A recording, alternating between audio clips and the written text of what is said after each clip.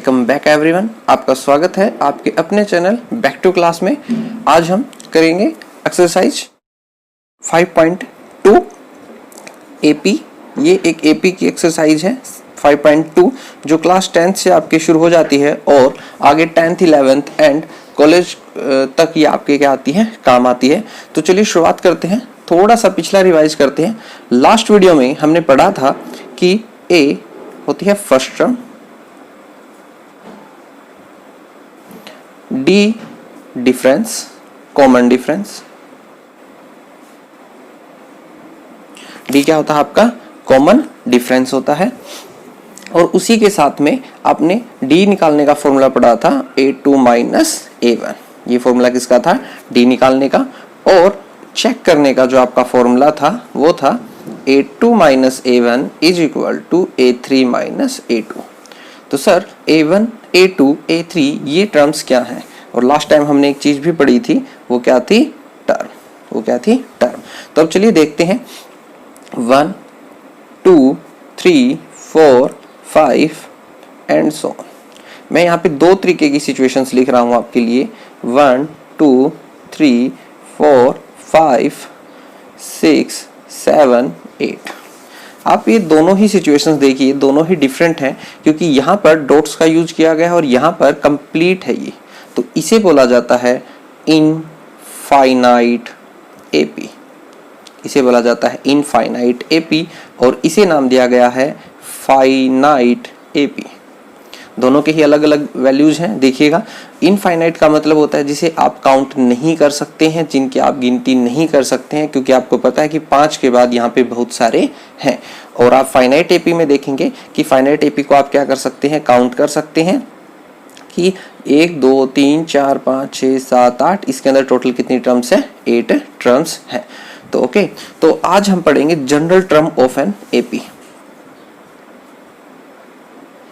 General term of an AP. आज हम AP की एक जनरल टर्म के बारे में पढ़ेंगे। तो चलिए देखते हैं कि वो जनरल टर्म कैसे पढ़ी जाएगी, क्या है उसके अंदर। लास्ट टाइम आपने एक चीज पढ़ी थी कि A1 होता है A, A2 होता है A plus D and A3 होता है A प्लस 2D। तो आपने एक चीज देखा था कि देखिएगा यहाँ पे D की वैल्यू A1 में D की वैल्यू नहीं है, A2 में D की वैल्यू 1 है, A3 में D की वैल्यू क्या है? 2 है। यहाँ पे इसकी जो मल्टीप्लाई है वो किसके आगे है? 2 के साथ में है। तो ये सभी चीजें एक कम करके लिखी गई हैं। क्या करके लिखी गई है? कम। तो इसको मैं कुछ 3 वाले को मैं आपको एक चीज लिख के दिखाता हूँ, आप बताइएगा क्या ये सही है या नहीं है। क्या ये दोनों ही सही हैं? देखिएगा, A3 is equal to A plus 2D। A as it is है, प्लस एज इट इज है। 2 को मैंने लिखा 3 माइनस 1 और इंटू में D, कि आप उसको एक उससे भी लिख सकते हैं। ओके, तो अब आप देखिएगा, अगर आपको A 150 निकालना है तो आप लिख सकते हैं A प्लस 150 माइनस 1D। हम ये ऐसा क्यों कर रहे हैं? क्योंकि हमें एक nth टर्म निकालनी है। हमें क्या निकालनी है? AN। क्या निकालनी है? AN। तो हमारा क्या लिखा जाएगा? A plus n minus 1 into d. ये हमारी एक फॉर्मेशन लिखी जाएगी। तो आप देखिएगा कि ये आपकी क्या है? एक फॉर्मेशन है। इसी को बोला गया है general term of an AP. इसी को क्या बोला गया है? General term of an AP. यही है आपकी general term of an AP. ये है आपकी general term of an AP. ये आपकी जनरल टर्म है। तो अब आप इसको बड़ा ध्यान से देखिएगा, इसके अंदर 4 चीजें हैं। तो चलिए अब नेक्स्ट पेज पे देखते हैं आपके लिए general term of an AP.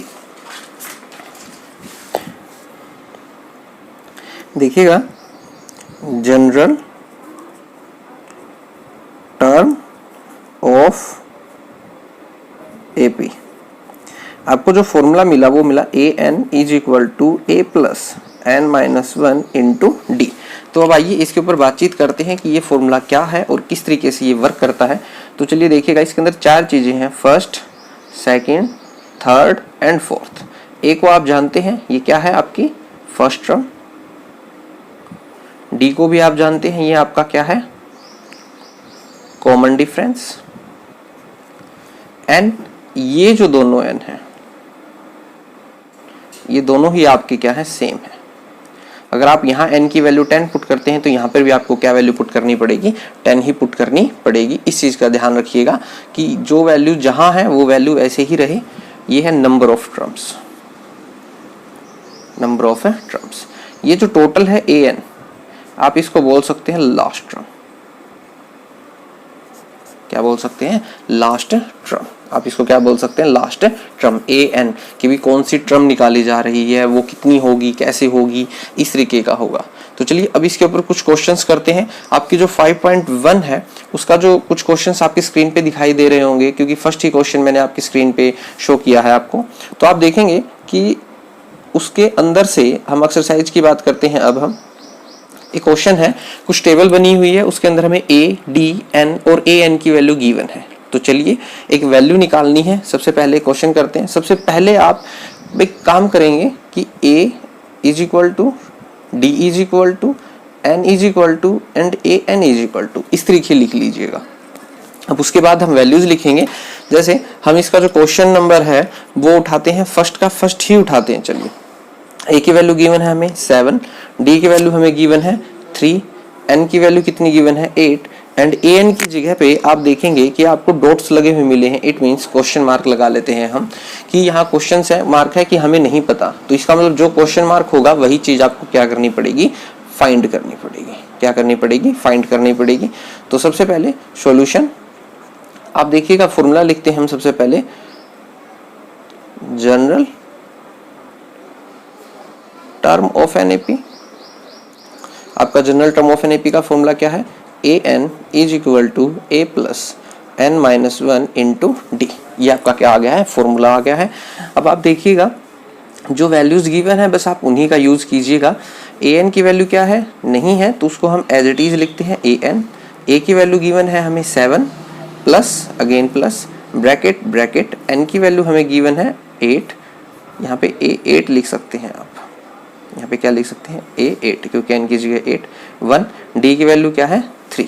आप बस एज इट इज लिखिएगा ए एन ए 8, ए की value 7 plus plus bracket bracket n 8 minus minus 1 1 bracket close d 3। आप इस तरीके से कर सकते हैं। 7 प्लस, सबसे पहले ब्रैकेट सोल्व होती है, 8 माइनस 1 कितना होता है आपका 7 और बाहर कौन है आपका 3। 7 प्लस आप इन दोनों की जो मल्टीप्लाई करेंगे तो आएगा आपका 21 और ए जो 8 की वैल्यू है वो आ चुकी है आपकी 28। अपना आंसर बॉक्स करना ना भूलें, इससे जो एग्जामिनर होता है उसको अलग से ही आपका जो आंसर है वो शो हो जाता है। और समटाइम्स में क्या होता है कि वो एक ये अच्छा इंप्रेशन जाता है एग्जामिनर के ऊपर। तो ध्यान रखिएगा कि आप अपना आंसर बॉक्स कीजिएगा ताकि उसे आपके क्वेश्चन के अंदर ज़्यादा चीज़ें ढूंढनी ना पड़े। तो ये आपकी क्या है, A8 इज इक्वल टू 28, ये आपकी वैल्यू है। ओके, तो चलिए एक क्वेश्चन और करते हैं। अब नेक्स्ट क्वेश्चन की तरफ बढ़ते हैं। आप इसके बाकी के क्वेश्चंस को बड़े इजी वे से कर सकते हैं, और अगर आप को कोई प्रॉब्लम आए तो डिस्क्रिप्शन में व्हाट्सअप नंबर है, आप वहाँ पे मैसेज कर सकते हैं। क्वेश्चन नंबर सेकंड में हमसे पूछा गया है 11th term of the AP. 11th term पूछी है ऑफ द एपी। अब मैं बताऊंगा कि आपको यहाँ पे क्या इंपॉर्टेंट है क्या नहीं। -3 -1/2 2 and dot dot dot is. अब ये पूछा गया है। अब आपको जो बस क्वेश्चन की स्टेटमेंट को समझना है और आपको पूरा का पूरा क्वेश्चन क्लियर हो जाएगा। वो कहता है 11th term of an AP. सबसे पहले आपको क्या बताया गया है, क्या लिखना, आपको चीजें ढूंढनी है, 4 चीजें ढूंढनी है, a d n and a n. ये 4 चीजें हैं, आपको क्या करनी है, ढूंढनी है। तो चलिए ढूंढते हैं सबसे पहले इनको। अब वो कहता है जिसके साथ, याद रखिएगा ये चीज कि जिसके साथ TH ST इस तरीके की चीजें लिखी हुई मिले वो आपका क्या होगा, N होगा। वो क्या होगा आपका N। ठीक है, तो आप देखेंगे यहाँ पे 11th TH 11th टर्म, तो यहाँ पे N हो गया आपका 11। A कौन हो गया, जो सबसे पहले होता है वही हो गया आपका A। बात करते हैं D की। D को निकालने का फॉर्मूला क्या है, D is equal to A2 minus A1। A1 आप यहाँ पे लिख सकते हैं A1 A2 A3। तो यहाँ से आप वैल्यूज निकाल सकते हैं। A2 की जो वैल्यू है वो क्या है, -1/2 माइनस A1 की वैल्यू क्या है -3, जिसका कोई नहीं उसका एक, सबका मालिक एक है। बस आप एक चीज का ध्यान रखिएगा, आपको जैसा दिया गया है वैसा ही कीजिएगा, चाहे गधे घोड़े हाथी घोड़े कुछ आ जाए, माइनस माइनस प्लस 3/1। ये गॉट इट, आपको ये समझ में आ गया। तो अब हम यहाँ से किसकी वैल्यू निकालेंगे, डी की वैल्यू निकालेंगे। तो जब हम यहाँ से डी की वैल्यू निकालेंगे तो एलसीएम कितना आएगा आपका 2, यहाँ आएगा -1, यहाँ आएगा 6, आपका जो डी आएगा वो आएगा 5/2। तो आप यहाँ पे लिख सकते हैं कि 5/2। अब आपने ने देखा कि 11th टर्म क्या होगी, जैसे ए फर्स्ट टर्म कौन सी है -3, सेकेंड टर्म कौन सी है -1/2, थर्ड टर्म कौन है 2, वैसे ही 11वीं टर्म कौन होगी, तो कौन वाले में कौन आता है, an आता है। तो बस वैसे ही निकालेंगे जैसे हमने पिछला क्वेश्चन किया, an is equal to a plus n-1 into d. an नहीं है आपके पास 11th, यहाँ पे n 11 आ जाएगा। a की वैल्यू है आपकी -3 प्लस 11 -1, क्योंकि n की वैल्यू आपकी क्या है 11, इसीलिए बोला गया कि आप इसको सबसे पहले लिखें।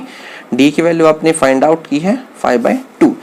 फ्रैक्शन वाले क्वेश्चन से घबराने की जरूरत नहीं है, बिल्कुल ही इजी होते हैं। 11 - 1 10 इंटू 5/2, कैंसिल होने के बाद यह आ गया 5 -3, 5 जा आप करते हैं तो कितना होता है 25, और आपका जो आंसर आएगा 25 -3 करेंगे तो आप कितना आएगा 22 आएगा। कितना आएगा 22। तो आप यहाँ लिख सकते हैं an is equal to 22 and box करके लिख दीजिएगा आंसर। ये आपका क्या हो गया है, आंसर हो गया है। ओके, तो ये आपका सेकंड क्वेश्चन था। आप इसकी हेल्प से इसी का जो सेकंड पार्ट है वो भी कर सकते हैं। बड़ा ही इजी से क्वेश्चन है, कोई ज़्यादा डिफिकल्टी वाले क्वेश्चंस नहीं है। तो अब आपके लिए है question number third. Question number third के भी बहुत सारे पार्ट हैं, तो उनको भी कुछ को देख लेते हैं। देखिएगा क्वेश्चन नंबर थर्ड क्या कहता है। क्वेश्चन नंबर थर्ड में हमें कुछ इस तरीके की चीजें दे रखी हैं। 2 बॉक्स 26, हमें कुछ इस तरीके की चीजें दी हुई हैं और बोलता है कि फाइंड द मिसिंग टर्म, मतलब कि हमें ये निकालना है। हमें क्या निकालना है, ये। तो इन क्वेश्चंस को करने के लिए आपको थोड़ी सी आपकी थिंकिंग को बदलना होगा, आपको सोचना होगा, अलग मेथड से सोचना होगा। और वो क्या है, अब आप देखेंगे कि सबसे पहले हम क्या लिखेंगे इनके ऊपर, A1 A2 A3। तो हमने यहाँ लिखा A1 is equal to 2, A2 is equal to question mark and A3 is equal to 26।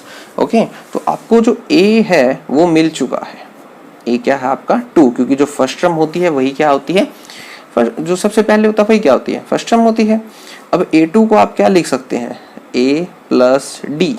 आपने सीखा है ये चीज, A प्लस डी। आपको इसकी वैल्यू निकालने के लिए दो चीजें चाहिए, A और D, तब जाके आपका क्या आएगा सॉल्यूशन। A3 को आप क्या लिख सकते हैं, A plus 2D is equal to 26। Okay, अब आपकी जो A की वैल्यू है वो आप यहाँ पुट कर दीजिए, 2 plus 2D is equal to 26, 2D is equal to 26 minus 2।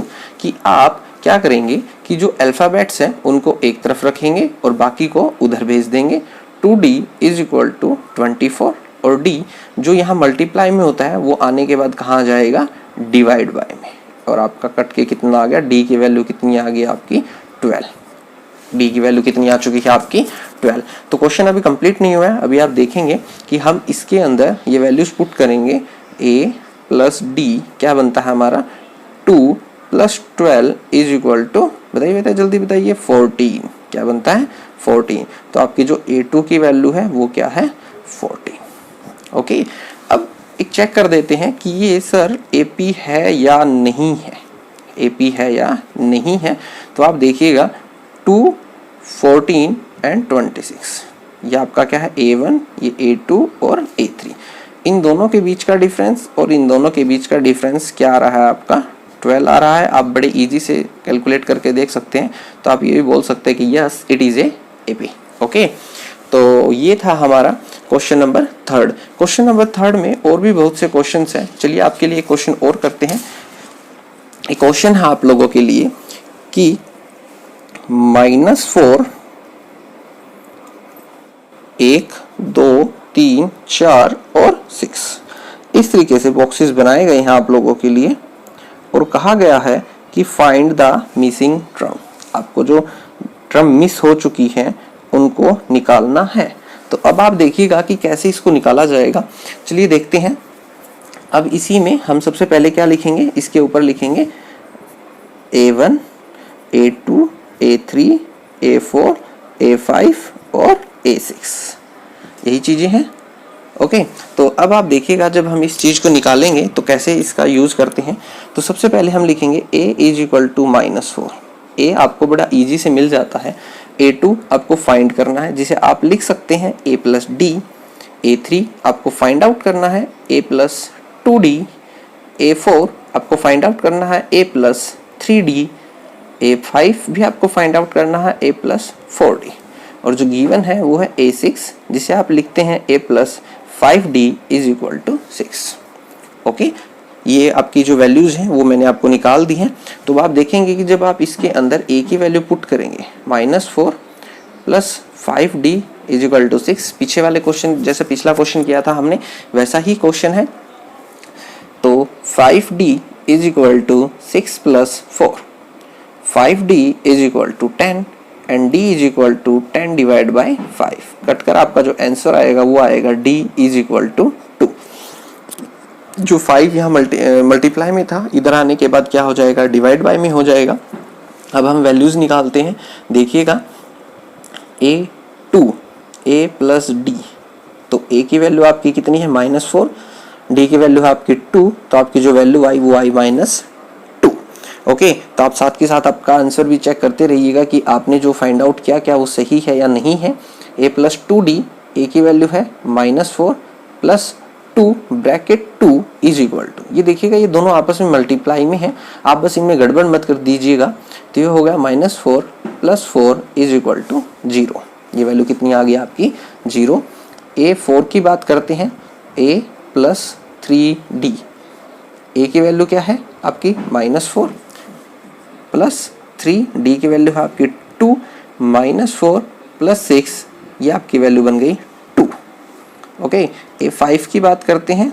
A5 की अगर हम बात करते हैं तो A प्लस 4D ये है। आप इसकी वैल्यू मुझे कमेंट सेक्शन में कमेंट करेंगे कि सर इसकी वैल्यू ये आई है। ओके, तो जो हमारी सीरीज़ बनी वो बनी A4 -4 -2 0 2, ये आपको फाइंड आउट करनी है और ये है आपकी 6, ये है आपका आंसर। और ये AP में है या नहीं है। ओके, तो ओके स्टूडेंट्स, ये थे 5.2 के कुछ क्वेश्चंस और आगे के क्वेश्चंस के लिए साथ हमारे साथ जुड़े रहिए। Press the bell icon and subscribe my channel. Thanks for watching.